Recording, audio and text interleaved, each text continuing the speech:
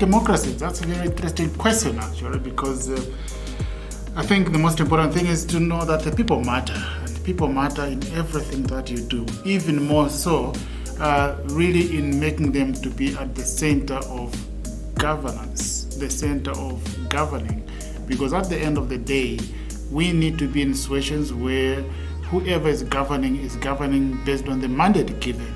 Democracy is the only system of governance that gives us that opportunity that people can actually feel being part and parcel of the society they live in, and ensuring that people are responsive, the governors are responsive to those that are being governed.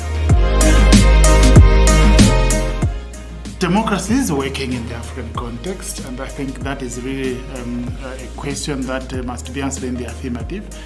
But one has to really unpack, the context in Africa. Democracy is working in many different ways. We see the constitutional frameworks being very democratic across Africa. We see institutions of democracy being established. I think we also see proliferation of civil society, media, and political parties. But democracy is working with some serious challenges that need attention. First, we must understand that there is nothing like democracy. There are only democracies. Because whilst the basic principles are the same, the way democracy gets to be operationalized, the institutional configurations differ. So the American democracy is different from the European continental democracy, and yet the fundamentals are the same. So when it comes to Africa, first and foremost, we must recognize the context. Context matters.